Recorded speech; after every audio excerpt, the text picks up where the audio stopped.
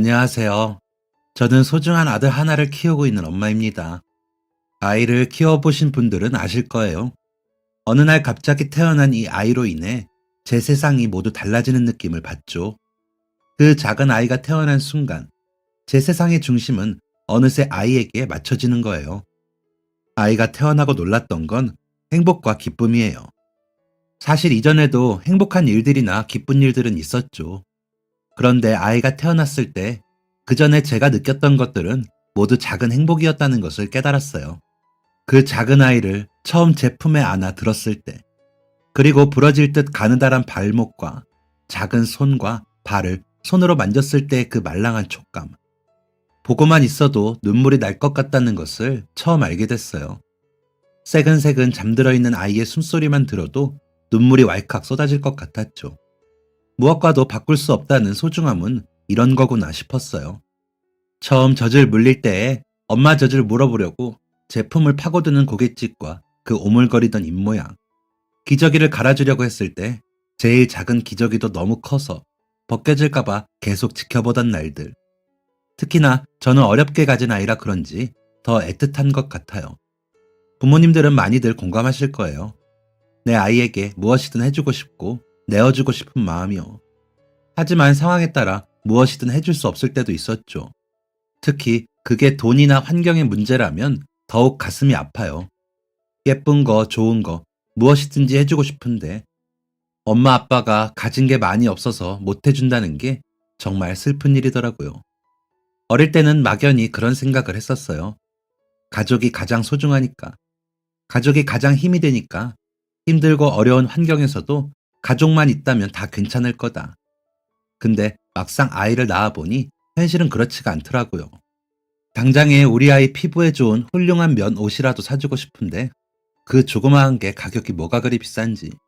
순면, 국내산, 통기성이 좋은 이런 단어들 몇 개가 더 들어가면 아기들 옷이 제가 입고 있는 옷의 몇 배는 가격이 비싸져요.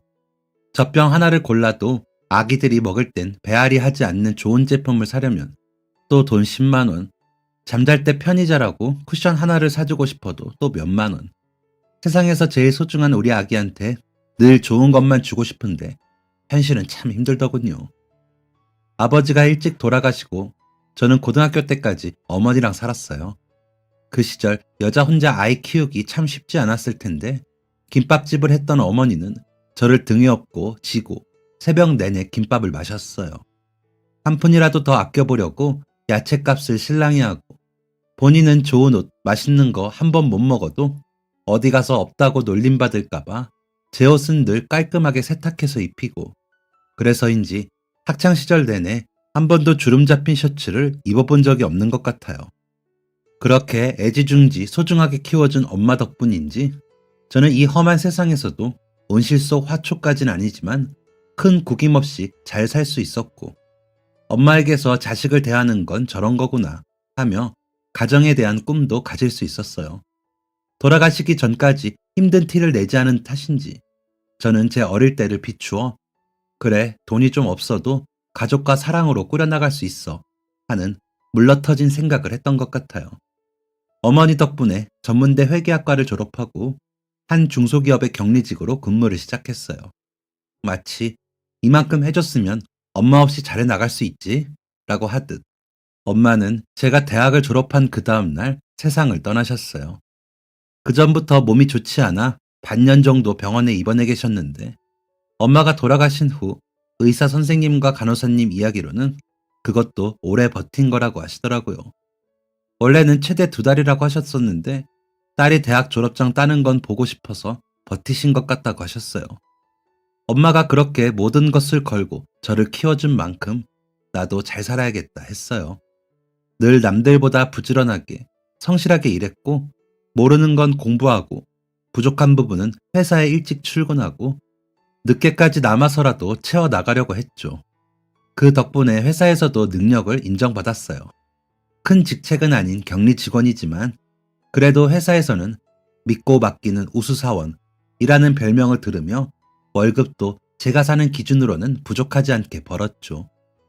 엄마가 하던 김밥집은 오래 일하시던 이모님이 넘겨받으셨어요. 가끔 찾아가면 맛있는 밥도 해주시고 저희 엄마 기일도 꼬박꼬박 챙겨주시는 저에게는 가족 같은 분이시죠. 주말이면 저도 종종 일을 도와드렸는데 어느 날 갔더니 한 남자분이 일하고 있었어요. 경혜야, 인사해.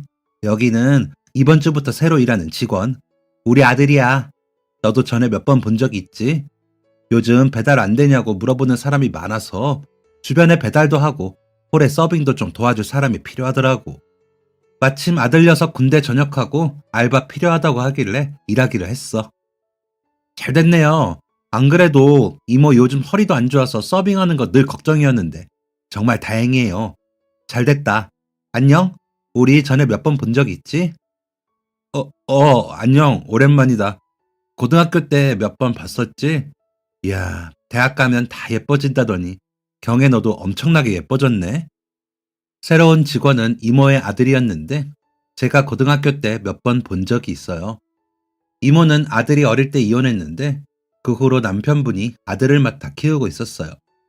남편은 부모님도 계시고 직장도 돈을 잘 버는 일이라 아이에게 그게 좋을 것 같아 양육권을 넘겼다고 하더라고요. 언젠가 아들이랑 같이 지내고 싶다며 열심히 일하면서 돈을 모으셨죠. 그러다 제가 고등학생쯤 저희 가게에서 일하게 되셨고요. 얼마 전 아버지가 재혼하게 되면서 마침 군대도 전역하고 이모네 집이 대학에서 더 가까워 최근 이사를 왔다고 하더라고요.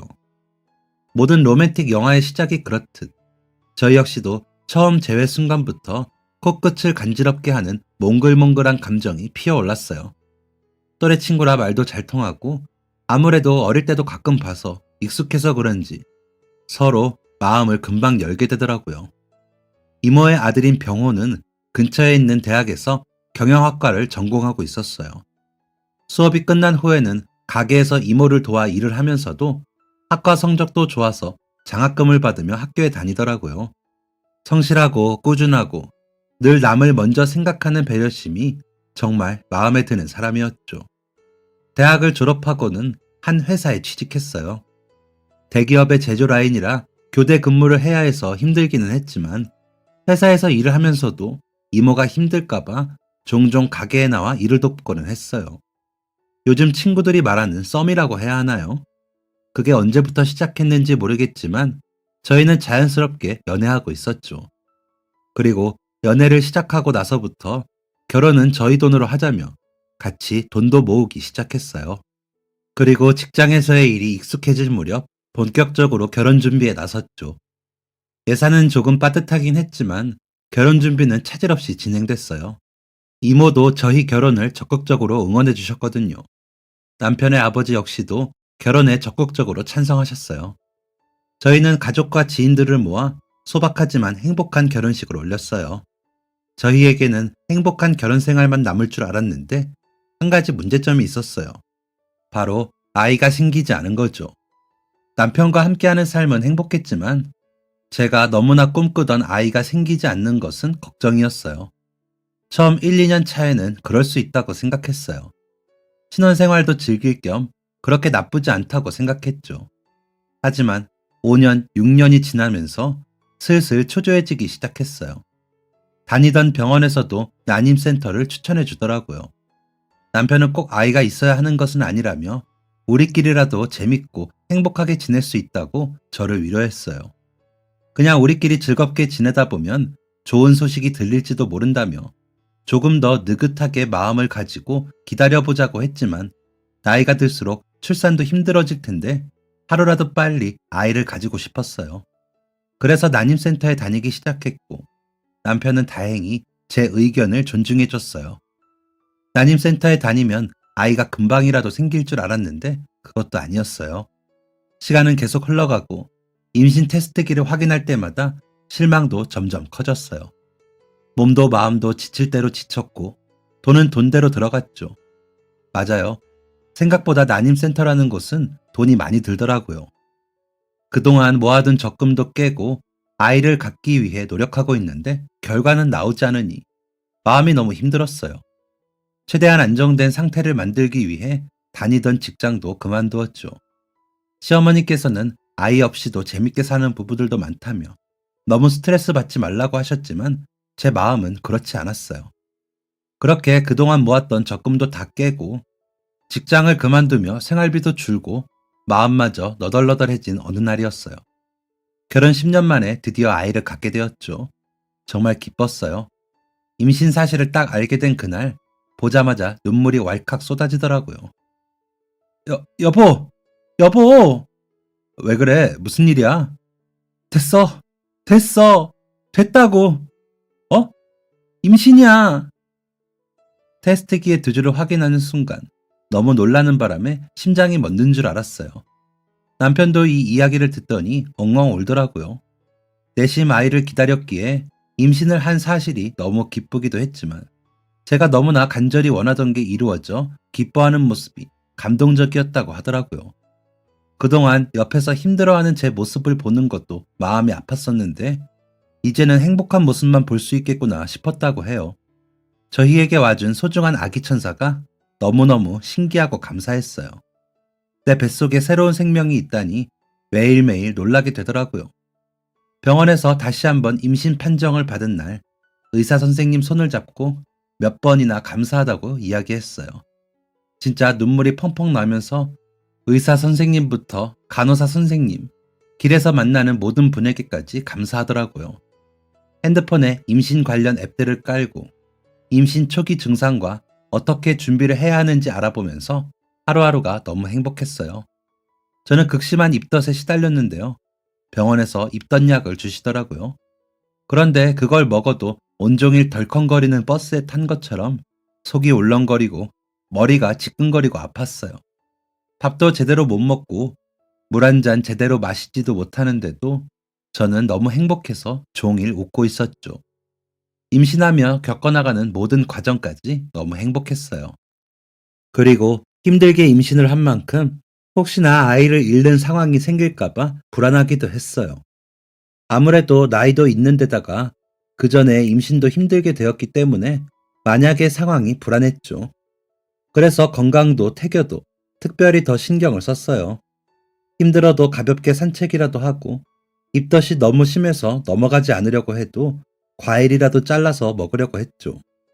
병원에서도 혹시 모르니 정기 검진일은 절대 빼놓지 말고 오라고 하셨어요. 매번 남편이랑 같이 검진을 갔었는데 하루는 남편 회사에 급한 일이 생겨서 휴가가 취소되는 바람에 저 혼자 예약해둔 검진을 가야 했어요. 병원 대기실에서 제 차례가 오기를 기다리고 있는데 제 맞은편에 한 20대 초반 정도 됐을지 무척 어려 보이는 여자아이가 있었어요. 많이 울었는지 눈이 잔뜩 빨개져 있더라고요. 안 좋은 소식이라도 들었나 마음이 쓰였지만 금세 제 차례가 되어서 진료받으러 들어가야 했어요. 그리고 진료받고 나왔을 때는 여자아이가 보이지 않더라고요. 병원을 나왔는데 주차장 쪽으로 가는 길에 울음소리가 들렸어요. 보니까 한쪽 구석에서 아까의 그 여자아이가 주저앉아 울고 있더라고요. 도저히 그냥 지나칠 수가 없어서 가방에 있던 휴지를 들고 가서 내밀었어요. 괜찮아요? 이걸로 눈물 닦아요. 무슨 일 있어요? 괜찮습니다. 신경 쓰지 마세요. 이렇게 울고 있는데 어떻게 신경을 안 써요. 이렇게 차가운 바닥에 앉아있으면 큰일 나요. 이거 휴지라도 깔고 앉아요. 여자아이는 제가 건네주는 휴지를 손에 쥐고는 계속 울더라고요. 저는 말없이 여자아이의 등을 손으로 문질러주며 울음이 좀 잦아들기를 기다렸어요. 잠시 뒤 마음이 좀 진정되었는지 울음이 잦아들더라고요. 감사합니다. 감사는요. 혹시 무슨 일 있는 거예요? 여자아이는 고개를 들어서 저를 한번 쳐다보더니 다시 물어봤어요. 아이 가진 거 후회하지 않으세요? 글쎄요. 누군가는 후회할 수도 있겠죠. 그런데 저는 아이가 생겼다는 걸 안 순간부터 지금까지 단 한 번도 후회해 본 적이 없어요. 제가 이 아이를 가지는데 무려 10년이라는 시간이 걸렸거든요. 10년 동안 저는 아이가 생기기를 간절히 기도했어요. 하지만 저에게 엄마가 될 준비가 더 필요하다고 생각했는지 쉽게 아이가 찾아오지 않더라고요. 그리고 마침내 임신했다는 것을 알게 된 순간 얼마나 기뻤는지 이루 다 말할 수가 없어요. 그리고 지독한 입덧에 시달리면서 참 많이 힘들었지만 그래도 단 한순간도 후회해 본 적이 없어요. 이 작은 생명이, 꼬마 천사가 저를 선택해 준 거니까요. 그러니까 힘든 순간들에서도 힘을 내게 돼요. 이 작은 생명은 오직 저만 의지하고 있으니까요. 제가 힘내지 않으면, 제가 살아가지 않으면 안 되잖아요. 내가 먹어야 이 아이도 먹고, 내가 좋은 거, 예쁜 것만 보고 행복해야 이 아이도 행복하니까요. 주책맞게 말이 길어졌네요. 나이가 드니까 그러더라고요. 괜히 낯선 사람한테 말도 잘 시키고, 말도 많이 하게 되네요. 아이가, 아이가 행복하지 않으면, 그러면 어떡하죠? 아이는 행복하지 않을 거예요, 지금. 네? 엄마가 행복하지 않잖아요. 아이는 지금 뱃속에서 오직 엄마한테만 의지하고 있어요. 엄마가 먹는 거, 보는 거, 느끼는 거, 모든 것을 같이 하고 있죠. 엄마가 먼저 행복해야 돼요. 엄마가 행복해진다면 아이는 저절로 행복할 거예요. 그러니까 무슨 사연인지는 잘 모르겠지만 엄마부터 힘내요. 엄마부터 행복해요. 그러면 아이는 자연스럽게 행복해져요. 감사합니다. 감사합니다. 여자아이는 울면서 제게 감사하다고 연신 고개를 숙여 인사하더니 빠른 걸음으로 사라졌어요. 무슨 사연인지는 잘 모르지만 한동안 마음이 무거웠어요. 하지만 그 애를 걱정하는 마음은 점점 흐려졌고 하루하루 출산일이 다가오면서 대신 설렘이 커졌어요. 우리 아이는 어떤 아이일까? 어떻게 생겼을까? 매일 궁금했죠. 그리고 드디어 다가온 출산일. 자연 출산이 어려워 제왕절개를 하기로 했어요. 남편은 휴가를 내고 병원에서 자리를 지켰죠. 아들입니다. 순식간에 수술이 끝나고 아들이 세상에 태어났어요. 그런데 아이를 만날 기쁨을 느끼기도 전에 의료진들의 목소리와 손길이 바빠지기 시작했죠. 알고 보니 아이가 태어나면서 가슴 한쪽에 작은 구멍이 있다고 하더라고요. 숨소리에서 바람이 빠지는 듯한 소리가 들리는데 자세히 알아봐야 한다고 하셨어요. 다행히 구멍이 아직은 작은 것 같아서 조금 더 지켜보자고 하시더라고요. 마음이 불안하기는 했지만 새근새근 잠들어 있는 아이의 얼굴을 보니 그런 걱정은 나중에 하자 싶더라고요. 남편 외에는 방문이 자제되는 상황이라 시어머니께는 사진만 보내드렸는데 어머니께서 사진을 보고 한참을 울었다고 하시더라고요. 네가 그렇게나 간절하게 바라면서 이 세상에 데려온 보람이 있구나. 정말 예쁘고 사랑스러워. 어머니께서는 손자를 처음 본 그 순간 사랑에 빠졌다고 해요. 너무 작고 예쁘고 아들과 며느리를 쏙 빼닮았었다고요. 병원과 조리원에서 회복을 마치고 집으로 퇴원했어요. 아직 몸이 완전히 회복된 것은 아니라서 움직이는 게 쉽진 않더라고요. 그 와중에 아이는 두세 시간에 한 번씩 울고 정말 하루가 어떻게 지나가는지도 모를 만큼 정신이 없었어요. 근데 이게 참 웃긴 게 사랑하면 뭐든지 예뻐 보인다고 하잖아요. 정말 그래서인지 아이가 우는 모습도 예쁘더라고요. 아이의 심장 소리 때문에 병원에 정기검진 받고 있었는데 6개월 정도 지켜봤지만 구멍이 이전보다 더 커졌다고 하더라고요. 자연스럽게 다치기를 기다렸는데 그러지 않아서 결국 구멍을 닫아주는 수술을 하기로 했어요. 이 작은 아이가 수술을 견딜 수 있을지 걱정부터 되고 당장 급하게 들어갈 수술비와 입원비 때문에도 막막해졌어요. 그렇다고 아이 수술을 안 할 수도 없으니 가지고 있던 저희 부부 보험도 해약했고 가지고 있던 돈을 박박 모아 유명한 대학병원에 수술받기 위해 대기했어요. 수술을 준비하면서 이게 다 제 탓인 것 같아서 마음이 아프더라고요. 다행히 수술은 무사히 끝났고 아이가 회복하는 동안 저는 곁을 지켰어요. 제발, 제발 무사히 행복하기를. 예전에 어른들이 자식들에게 건강하게만 자라라 라고 했던 게 어떤 마음인지 이제야 알겠더라고요. 정말 다른 건 다 필요 없고 튼튼하게 건강하기만 했으면 좋겠다 싶었거든요. 한 달간 입원하면서 회복을 기다린 결과 무사히 퇴원할 수 있었어요. 앞으로도 정기적으로 검진을 받아야 하겠지만 수술은 잘 끝났다고 하더라고요. 퇴원을 하고 집으로 돌아오자 남편과 시어머님이 미역국을 잔뜩 끓여두고 기다리고 있었어요. 수술을 마치고 아이도 저도 다시 태어난 것처럼 건강하라는 의미에서요. 갑작스러운 큰 수술로 인해서 가뜩이나 외벌이로 힘들었던 저희 형편은 더욱 빠듯하고 힘들어졌어요. 그래도 아이가 건강해진 것으로 위안으로 삼았죠. 그 뒤 확인되었던 몇 차례의 검진들에서 가슴에 구멍이 잘 막혔다는 것을 확인했고, 저희 아이는 점점 자라서 어느새 첫 번째 생일을 앞두고 있었어요.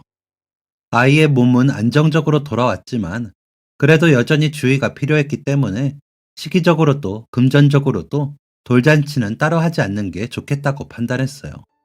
사실 원래는 하나뿐인 아들의 돌잔치라 멋지게 차려주고 싶은 마음에 주변에 알아봤었어요. 보니까 한복도 예쁘게 입고 멋진 한옥에서 돌잔치를 하는 친구들도 있고 식당이나 카페를 빌려서 하는 사람들도 있더라고요. 하지만 알아보는 곳들마다 가격이 너무 부담스러웠어요. 장소 대관 비용부터 음식 비용도 장난 아니고 아이들이 입을 작은 옷인데 한복은 또 왜 그렇게 비싼지. 주변에 부를 사람이 많지 않은데 기본 수용 인원이 있는 것도 너무 부담스럽더라고요. 그래서 이것저것 따져보고 알아본 끝에 남편과 시어머니와 이야기해서 돌잔치는 따로 하지 않기로 했어요. 지금 괜히 무리해서 기억에도 안 남을 돌잔치 하는 것보다 한 푼이라도 아껴서 나중에 애를 위해서 쓰는 게 낫지. 어머니께서는 아이의 돌에 맞춰서 가게도 하루 쉬시면서 자리를 마련해 주겠다고 하셨어요. 그래도 돌잔치인데 떡은 좀 해야 하지 않을까 싶어서 동네 떡집을 돌아다녔어요. 여러 곳을 알아볼 수밖에 없던 건 우리 가족들끼리만 간단하게 먹을 거라서 소량만 주문할 생각인데 다들 돌이라고 하니 수량을 너무 많이 제한하시더라고요. 그래서 동네 떡집을 돌아다니고 있는데 우는 아이를 달래면서 안절부절 못하는 한 어머니를 발견했어요. 얼마나 오래 썼는지 군데군데 누렇게 색이 변하고 표면에 보풀이 일어난 다 낡은 아기띠를 메고 있더라고요. 이 추운데 얇은 바지에 질끈 묶은 머리, 솜이 삐져나온 점퍼를 입고 본인도 거의 울듯이 아이를 달래고 있었죠. 저기요. 저는 가방 안에 아이가 울 때를 대비해서 가지고 있던 과일을 꺼냈어요. 괜찮으시면 이것 좀 먹여보세요. 아이들 짜증낼 때 달달한 과일을 좀 먹이면 그래도 한동안 좀 가라앉더라고요. 감사합니다. 저는 뚜껑을 열어서 포크로 바나나를 찍어서 내밀었어요. 그분은 감사하다며 제가 건넨 과일을 아이에게 내밀더라고요. 아이는 과일을 받아서 들고 입에 넣더니 여전히 눈에 눈물은 그렁그렁하지만 울음은 그친 채 훌쩍거리며 과일을 먹었죠. 아이가 좀 진정이 되고 나서 어머니를 쳐다봤는데 어딘가 낯이 익은 것 같았어요. 저 혹시 저희 어디서 본 적 있지 않나요? 여자분은 그제야 제 얼굴을 들여다보더니 화들짝 놀라더라고요. 혹시 전에 산부인과에서 제가 울 때 휴지 건네주시지 않았나요? 그럼 그때 그분? 제가 아이를 낳기 전 마주쳤던 그 어린 여자아이더라고요. 저희는 이야기를 나눌 겸 근처의 공원의 벤치로 자리를 이동했어요. 그동안 잘 지냈는지 안부를 주고받으며 이야기를 나누게 됐죠. 저희 애랑 비슷하게 태어났구나. 하루 차이라니 신기하네요. 그러게요. 그때도 오늘도 도와주셔서 너무 감사해요. 저는 늘 도움만 받네요. 에이, 서로 도우면서 사는 거죠. 그때 울었던 일은 잘 해결됐어요? 아니요, 잘 해결 안 됐어요. 그런데 괜찮아요. 아니, 괜찮아졌어요. 다 언니 덕분이에요. 그때 저를 도와주신 덕분에 괜찮아진 거거든요. 그날 해주신 말씀 덕분에 저도 저희 아이도 살 수 있었어요. 무슨 일이었는지 혹시 물어봐도 돼요? 사실은 그 여자아이는 이제 막 23살, 제가 막 대학을 졸업하고 취업했던 어린 나이더라고요. 아직 한창 어린아이에게 대체 무슨 일이 있었던 걸까 싶었어요. 바보 같죠? 이렇게 어린 나이에 결혼도 안 하고 철없이 임신이나 하고. 알아요. 사람들이 뭐라고 생각할지. 그래도 어쩔 수 없죠. 사람들 말처럼 제가 생각 없이 아이를 가진 건 맞으니까요. 그래서 그런 시선들은 괜찮아요. 저한테 보내는 그런 시선들은요. 근데 저 때문에 저희 아이까지 모진 시선을 받게 될까봐 그게 걱정이에요. 그런 생각을 하면 두려워요. 그리고 다른 부모님들보다 제가 부족한 점이 너무 많아서 그게 너무 미안해요. 아빠도 없고 돈도 없고 태어나서 당연히 받아야 할 많은 것들이 제가 해줄 수 없는 게 너무 많아서. 아이 아빠랑은 보육원에서 만났어요. 저랑 동갑이었는데 둘 다 비슷한 시기에 보육원에 들어와서 어릴 때부터 단짝으로 지냈거든요.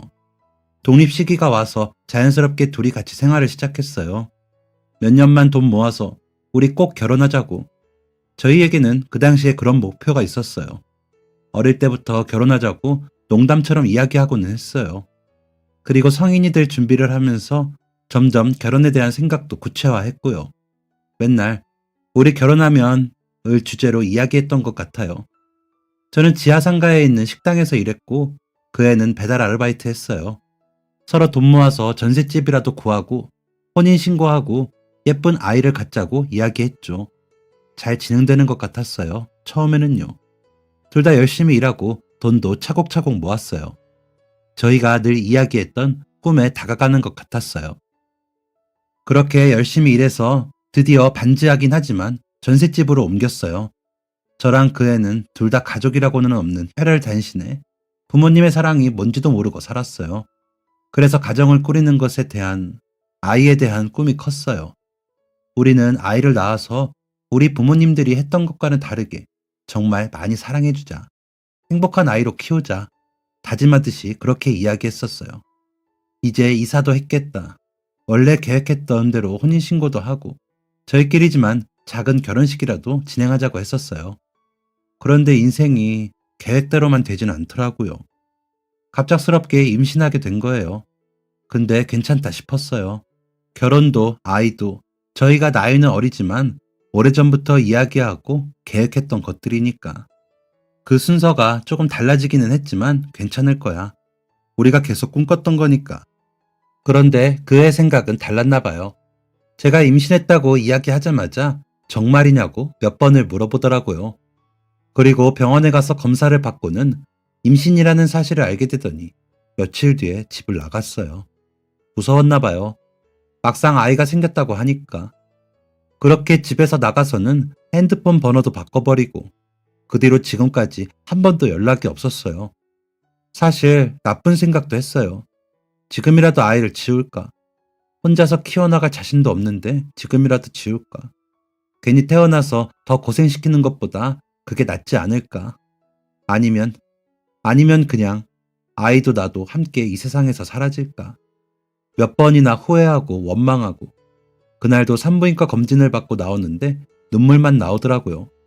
임신한 사실을 되돌릴 수도 그렇다고 아이를 지울 용기도 없었어요. 혼자 너무 무섭기만 했는데 그때 언니 이야기가 진짜 힘이 됐어요. 특히 엄마가 준비되기를 기다렸다가 아이가 찾아온 것 같다고 이야기했을 때 생각했어요. 어쩌면 아직 저는 잘 모르지만 제가 엄마가 될 준비가 되어서 이 아이가 찾아온 걸 수도 있겠다 하는 생각이 들더라고요. 그래서 마음을 다잡았어요. 그래, 가정을 이루는 꿈은 이루지 못했지만 엄마가 되는 꿈도 있었으니까 그거라도 지켜내자 싶었어요. 그런데 막상 아이 낳고 나니까 힘든 일이 더 많더라고요. 아이 용품 사려면 다 돈이고 혼자 애 키우면서 조금이라도 육아에 필요한 아이템이라도 둘러보면 제가 가진 돈으로는 살 수도 없었어요. 이렇게 아이를 키우는 게 맞나? 나 지금 잘하고 있는 건가? 계속 생각하게 되더라고요. 심지어 당장 애 돌이 코앞인데 돌잔치는커녕 돌에 사진이라도 찍을 떡값도 없어요. 돌잔치에 쓸 떡을 낱개로는 안 파는지 알아보러 다녔는데 그렇게는 안 된다고 하더라고요. 최소 15개 이상은 사야 한다고. 제 욕심에 아이를 낳아서 괜히 힘들게만 하는 것은 아닌지 요즘 왜 저희 부모님이 저를 보육원에 맡겼는지 생각하게 돼요. 어쩌면 부모님에게도 이렇게 힘든 사정이 있었을지도 모르겠다 하면서요. 이 또래의 다른 아이들은 여전히 부모님에게 어리광 부리면서 사랑받으며 자랄 때인데 이렇게 힘든 사연을 가지고 있었다니 생각도 못했어요. 병원에서 마주쳤을 때 왜 그렇게 울고 있나 했더니 이런 일이 있었다면 저도 그렇게 울었을 거예요. 생활비는 어떻게 충당하는지 물어봤더니 정부에서 받는 지원과 얼마 전에는 편의점 심야 알바를 했다고 하더라고요. 사장님에게 양해를 구해서 아이를 돌보며 편의점 알바를 했는데 술에 취한 손님이 들어와서 난동을 부리던 중 아이에게 물건을 집어 던지려고 해서 결국 거기도 그만뒀다고 해요. 국가에서 받는 지원은 공과금 할인 혜택 정도에 아이 기저귀 값을 겨우 감당하는 정도라고 하더라고요. 아이에게 제대로 된 옷이라도 사주고 유모차라도 사주고 싶어도 지금 가진 돈으로는 무리라고 하더라고요. 그나마 아이 띠는 중고 거래로 샀는데 저렴하게 사서 그런지 상태가 영 좋지 않아서 끈 길이 조절도 제대로 되지 않아 불편하지만 억지로 쓰고 있다고 하네요. 서로 같은 동네도 살겠다. 육아 정보도 공유하자며 연락처를 교환했어요. 그리고 집으로 돌아오는데 마음이 너무 무겁더라고요. 계속 그 아이의 낡은 아기띠와 그 어린아이가 혼자 발을 동동 구르며 우는 아기를 달래는 모습이 아른거렸어요. 어떻게 하면 조금이라도 도움이 될 수 있을까 고민하다가 남편에게 이야기했어요. 처음 산부인과에서 그 아이를 만났던 일부터 이야기를 했죠. 그리고 최근에 떡집을 찾아다니다가 다시 만났는데 얼마나 안타까운 상황이었는지도요. 저희 두 사람 모두 곰곰이 생각에 잠겼어요. 그러다 한 가지 생각을 했죠. 혹시 이번에 우리 아이 돌잔치 할 때 그 친구도 초대하면 어떨까? 어차피 우리도 세 사람 먹기에는 떡양도 충분하고 뭐 거창한 거 하는 것도 아니고 식당에서 모여서 밥 먹는 거니까 숟가락 하나만 더 넣으면 되잖아. 어머니께 말씀드려서 그렇게 하면 어떨까? 다행히 남편은 흔쾌히 승낙했어요. 우리도 돈 때문에 아이 키우면서 마음 졸였던 적도 많고 우리 아이가 너무나 소중하기 때문에 아이에게 무엇이든 해주고 싶은데 못할 때의 부모 마음이 얼마나 찢어지는지 잘 이해한다면서요. 우리도 넉넉한 형편은 아니지만 조금이라도 도움을 줄 수 있는 상황이라면 먼저 손을 내미는 게 맞지 않겠냐고 하더라고요. 다행히 남편의 생각이 저와 같은 덕분에 저는 어머니께 연락을 드렸어요. 그 아이 사정을 이야기하고 혹시 식사하는 날 그 아이를 초대해도 괜찮은지 여쭤보았죠. 손주의 첫 돌잔치라서 외부인이 오는 게 좋지 않을 수도 있겠다 하는 걱정으로 마음 졸이면서 여쭤보았는데 다행히 어머니께서도 그런 상황에서는 서로 도와야 한다며 흔쾌히 승낙을 해주셔서 너무 감사했어요. 그래서 저는 바로 그 아이에게 연락했어요. 다음 주에 돌잔치 겸 제 가족끼리 식당에서 밥을 먹을 건데 같이 참여하면 어떤지 물어보았죠. 그 아이는 처음엔 미안한 내색을 비추며 괜히 가족들끼리 모이는 자리에 자신이 끼어서 방해되지는 않을까 걱정했어요. 오히려 부를 사람 없어서 돌잔치 안 하는 건데 누구라도 와주면 너무 고맙지. 떡은 그날 받아와서 먹어야 맛있는데 같이 나누어 먹을 사람 있어서 남지 않으면 더 좋고. 그 아이는 감사하다고 거듭 인사를 했어요.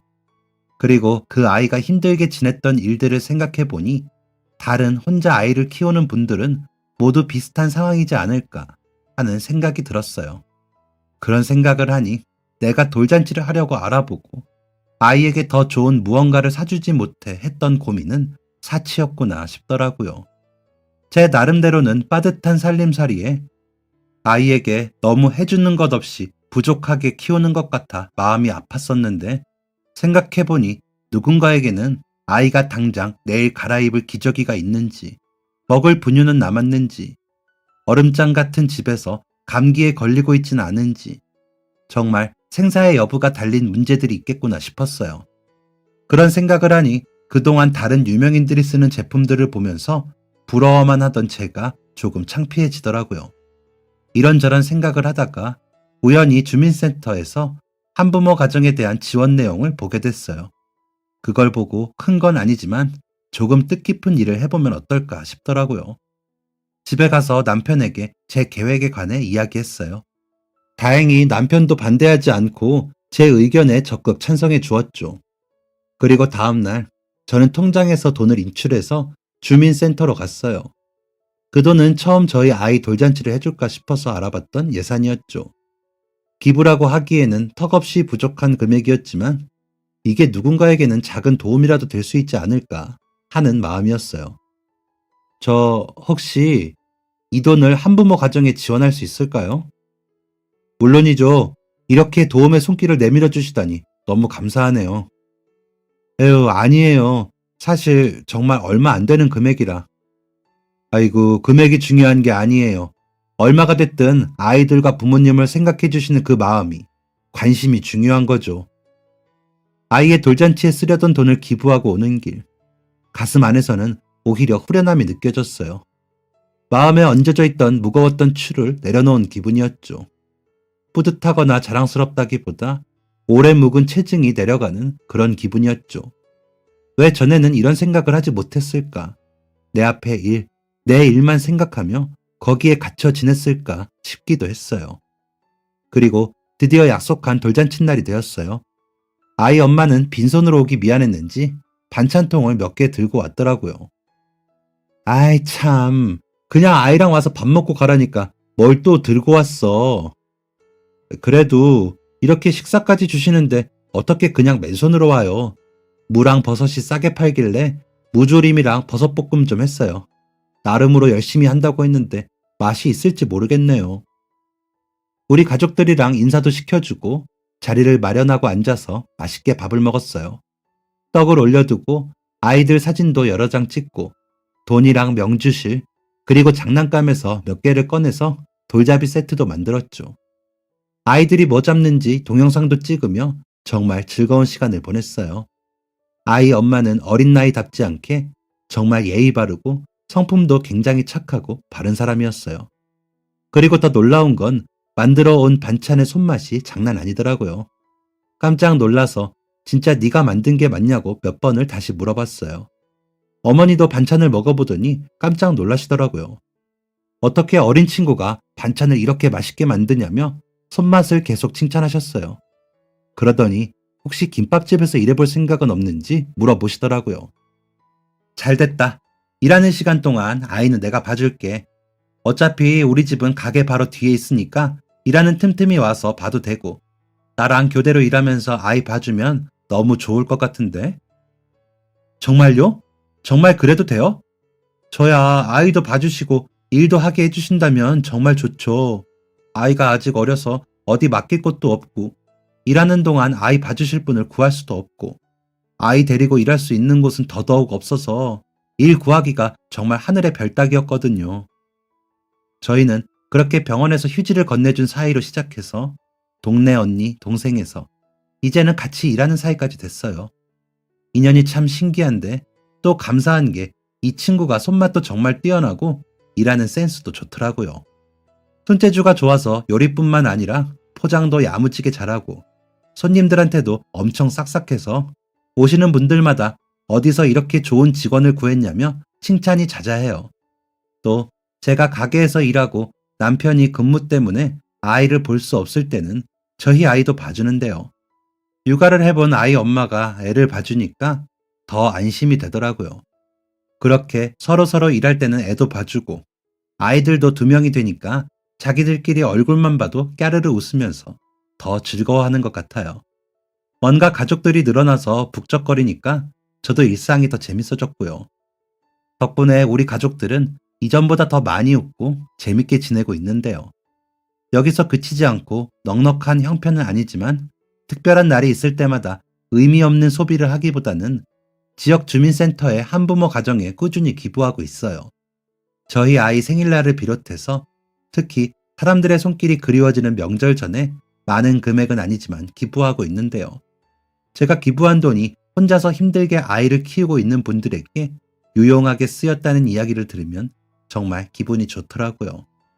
그리고 저희 시어머니께서도 이혼하고 혼자 아이에게 필요한 돈을 모으느라 돈을 버는 동안 참 힘들었다며 그래서 완전히는 아니지만 힘든 형편에 혼자서 아이를 키우는 사람들이 얼마나 힘들지 조금은 이해할 수 있을 것 같다고 하셨어요. 그래서 제가 기부하는 데 보태고 싶으시다며 조금씩 돈을 주시더라고요. 비록 지금은 적은 금액으로 그분들을 돕기 위해 노력하고 있지만 이제 아이 건강도 괜찮아지고 저도 다시 어머니를 도와 식당 일을 열심히 하고 있으니 언젠가는 더 두둑한 돈 봉투를 가지고 더 큰 도움을 줄 수 있기를 꿈꿔봐요. 지금도 힘든 상황에서 아이를 키우고 있는 많은 분이 주변을 돌아보면 있을 거예요. 모든 사람을 도와줄 수는 없겠지만 그래도 힘찬 응원은 공짜이니까 주변에 육아에 힘들고 지친 사람들을 본다면 힘내라고 응원이라도 크게 해주는 것은 어떨까요? 아이를 키우는 모든 부모님에게 다시 한번 존경하는 박수를 보내고 싶어요. 그리고 아이를 직접 낳아 길러보니 이제야 이게 얼마나 힘든 일인지 하나씩 알아가게 되면서 이렇게 힘들게 저를 키워준 돌아가신 저희 어머니에게도 오랜만에 사랑한다고 전하고 싶네요. 엄마, 나는 많은 사람이 주변에서 도와줘도 이렇게 아이 키우는 게 힘든데 엄마는 혼자서 날 키우느라 얼마나 힘들었을까 싶어. 하늘에서는 아프지 않고 잘 지내고 있지? 잘 키워줘서 정말 고맙고 나도 엄마 본받아서 좋은 엄마가 되도록 할게. 고맙고 사랑해. 지금까지 사연 들어주셔서 감사합니다. 사연이 재밌으셨다면 구독과 좋아요를 눌러주세요. 감사합니다. 안녕히 계세요.